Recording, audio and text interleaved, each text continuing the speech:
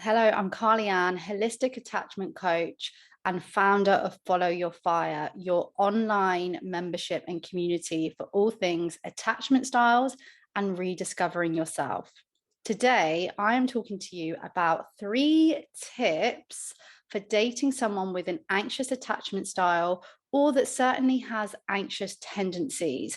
So perhaps you're dating someone that you see these real anxious strategies coming through, and you're trying to figure out how to navigate that, because it can really feel like an absolute mixture of unpredictability and even sometimes feeling a little controlled. Or if you are someone who has that anxiety and you're here looking for tips to help you help the person that you're with, then you might even feel like it's very unpredictable what's going to trigger you, what's going to set you off, or that you struggle to regulate yourself, and that sometimes you're acting in ways that do feel a bit controlling or do just feel like there's no control, and it just feels like it's really out of alignment with who you are.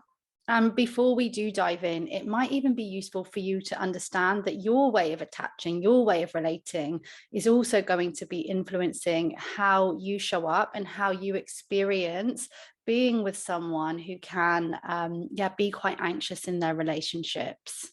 So if you're someone who knows that you can be quite avoidant, it's very possible that you find some of the anxious strategies, conversations, the way that things go, to feel like it can be a bit too much, and to really struggle without feeling like perhaps you're feeling suffocated or feeling like you don't know which way to turn. So it's really useful to understand how you both relate and trigger each other. So I will link now to a video that I've done on the anxious avoidant trap, and I think you're going to find that really useful as well. And if you're someone who's secure or anxious, it might be that you've got a little bit more space to be able to practice these tips that I'm going to give you and to be able to manage those anxious tendencies. However, I can totally understand that it might still feel like sometimes you're on eggshells, or you've got like a fear of upsetting your partner, or the person you're dating, whatever it is. Might even be a friend that you're supporting. I really don't know. Let me know in the comments. It really is useful for me to know that. And plus, I just love to get to know you more. So let's dive into these 3 tips. The first tip is to communicate details as much as possible about space, time apart, and coming back together. I can hear a dog barking. This happens quite often, but we go with it. So really communicate as much as you can about, just, I know it can feel like, but why should I? This is why you're here. You're here to understand this person. It's not about being controlled. It's just about understanding that space and time apart for them is extremely triggering. It tends to mean for them a lack, that feeling unlovable, feeling like you might leave, things like that. So it's just being mindful of that. And it might just be how you communicate it. It might just be a little bit clearer about the fact that we're going to come back together at this time, or that you're excited about coming back together, or that you understand that space apart can be a real struggle. Just keeping that in mind, that is quite often a really big trigger for someone with an anxious tendency, anxious attachment style, anything to do with being apart, sudden changes of plans, things like that. And I think just knowing that, you're naturally then, that's going to naturally help you know, okay, I know that this can be quite difficult. Knowing that trigger can just make all of the difference for you. The second tip is actually quite similar to that. It's really just being aware that someone with more of an attachment style, their thoughts tend to go to a lack, that they're not enough, that they are very temporary, that they're unlovable. So just being mindful that they do have a fear of being left behind. And it can feel quite personal. It can feel like, well, don't they trust me? Don't they know how much I love them? It's really not about you. It really is about their automatic thoughts, the model of relationship that they already have way before you come into contact with them, I expect.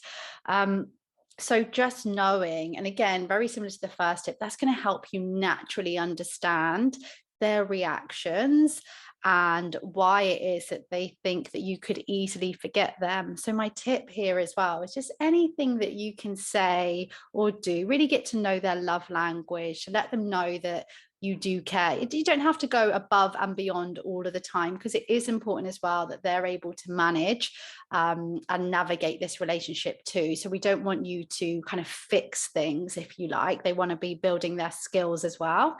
But it's certainly something to keep in mind, and it's going to help you help them and help each other and things like that.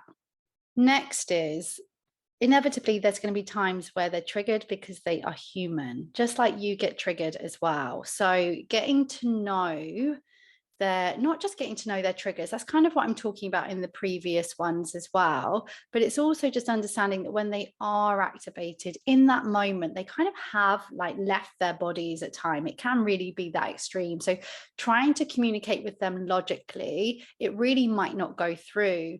And they will be in conflict with themselves as well. Part of them likely knows that they want to be able to move out of this. They don't want to be reacting like this, but communicating with that part, it can actually enhance it and keep them in the loop. So my suggestion would be to try and kind of communicate with that emotional part with understanding and compassion. Be mindful of language, of blaming, criticizing, those kind of things. What they don't want to feel in this moment is like they're too much or they're being needy. That's already their biggest fears. So just being mindful to try and communicate with that emotional part and not to take things personally. I feel like the more kind of just understanding you can have of, you don't have to understand exactly what they're saying, because sometimes that doesn't make sense, and what they're upset about, it really might not be based on too much fact, but it is possible that they are reacting to something. So let's not take all the or put all the responsibility on someone with the anxious attachment.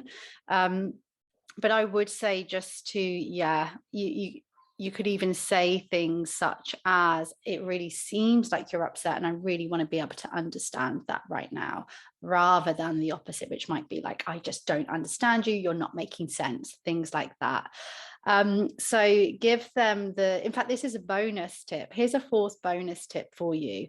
And that is to give them space to air their anxious thoughts. Make sure that you've got the capacity to hold that as well, because that can be a lot. And it's not just for them to come and dump on you and unload on you whenever they want. It's you communicate that this is going to be a space for this, a certain amount of time, knowing that that's no reflection on them. It's no reflection on you, their anxious thoughts. It's simply a case of their pain, their experiences, but airing it can sometimes really take away their power of the thoughts, and for them to see your reaction and see, no, like, absolutely, I've got no intention of going out tonight and leaving you. I'm purely going to spend time with someone that I care about.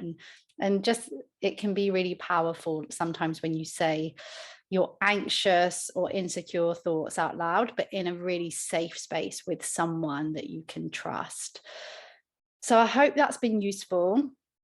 Remember, if you are the one who's looking for tips and it's you who has that anxiety, then it might be that you want to get help for this. If you are looking for the help for someone else and you're just seeking support, or if you know that you fall into avoidant tendencies, then you might be wanting to work on becoming more secure as well.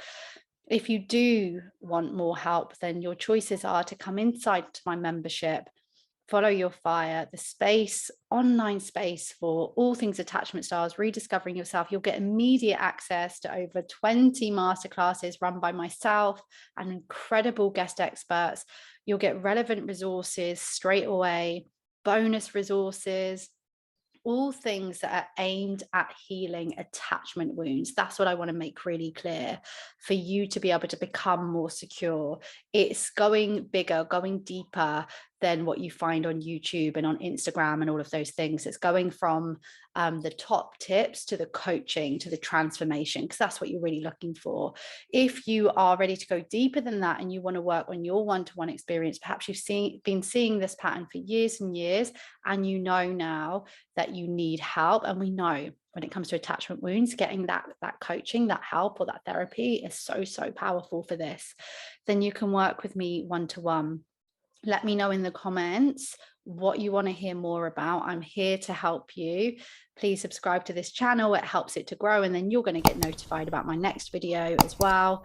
Yeah, lots more over on Instagram. And I think that is everything. Do not forget, you're enough, you're lovable, you are so, so worthy, and you're irreplaceable.